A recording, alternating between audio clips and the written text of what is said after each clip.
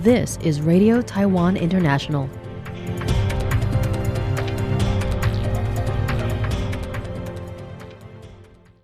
Welcome to the news on Radio Taiwan International. I'm Michelle Chang coming to you from Taipei, Taiwan. We begin with a look at today's top stories for Friday, June 6th.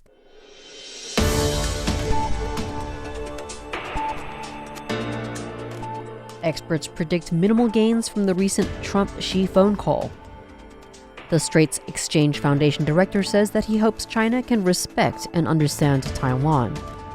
And Taiwan and Sweden strengthen trade ties with high-level meetings and industry visits. But first, today's top story. Taiwan experts say the phone call between U.S. President Donald Trump and Chinese President Xi Jinping is a positive step for future trade talks, though meaningful progress remains limited. Since returning to the White House in January, Trump has pushed for measures like the reciprocal tariff policy, further escalating U.S.-China tensions. On June 5th, however, he held a 90-minute phone call with Xi, the first direct conversation of his second term. Trump later described the exchange as productive, saying both sides had in-depth discussions on the complexity of trade agreements and achieved very positive results. According to Chinese state broadcaster CCTV, Xi urged the U.S. to take a realistic view of the Geneva talks and revoke negative measures against China. He also warned Washington to handle the Taiwan issue cautiously to avoid being drawn into confrontation by a small group of pro-independence activists. Research Center for Taiwan Economic Development Director Wu Dakran noted that stronger ties between the two leaders can help guide negotiating teams, but added that high-level calls rarely tackle detailed issues, limiting concrete outcomes.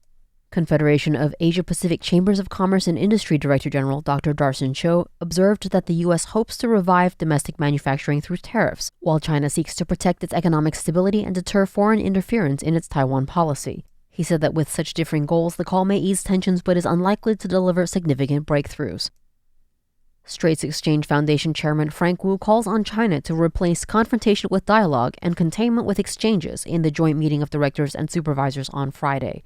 Wu said that he has been emphasizing Taiwan's goodwill since he took office, and he hopes that China can respect and understand Taiwan.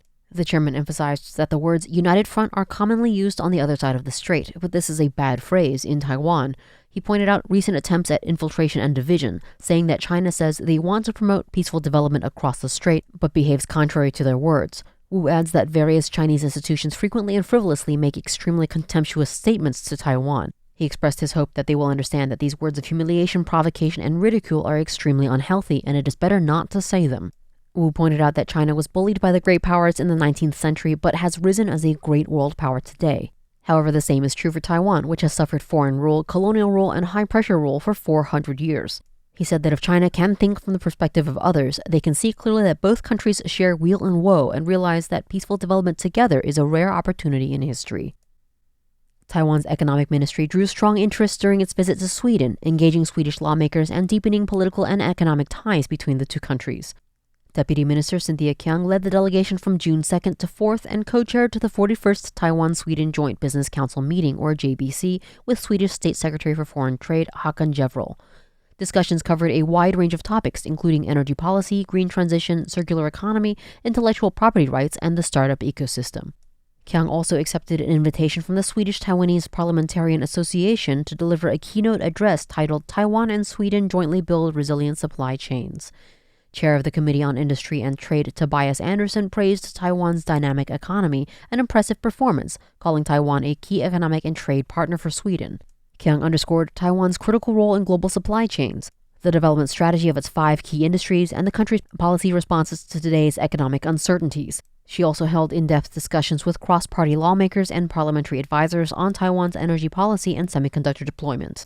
The visit also included stops at Swedish 5G communications leader Ericsson and major foreign investor SHL Medical. Kiang expressed hopes for continued and expanded collaboration between Taiwan and Sweden in both the telecom and biotech sectors. Taiwan has tightened food safety rules, where violators face fines up to $6.6 million. Taiwan is known for its diverse culinary culture. And now, it'll also be known for its culinary control. Taiwan's Food and Drug Administration, TFDA, has revised its regulation on good hygiene practice for food, expanding oversight to all food businesses, including restaurants, food stalls, and delivery platforms. The new rules, effective immediately, aim to reduce contamination risks and strengthen food safety. Key changes include banning workers from handling money and food in succession with bare hands. Food handlers must now wash or sanitize their hands between tasks to prevent cross-contamination. For the growing food delivery sector, the rules now require personnel to undergo hygiene training and ensure meals are fully wrapped during transport to avoid exposure and temperature fluctuations. Whether it's a quick snack from a street vendor or delivered meal, hygiene is now a top priority alongside price. Businesses that fail to comply can face correction orders and fines of up to 200 million NT dollars or approximately 6.6 million US dollars. These reforms reflect Taiwan's ongoing effort to uphold high food safety standards to keep bacteria out of cafeterias.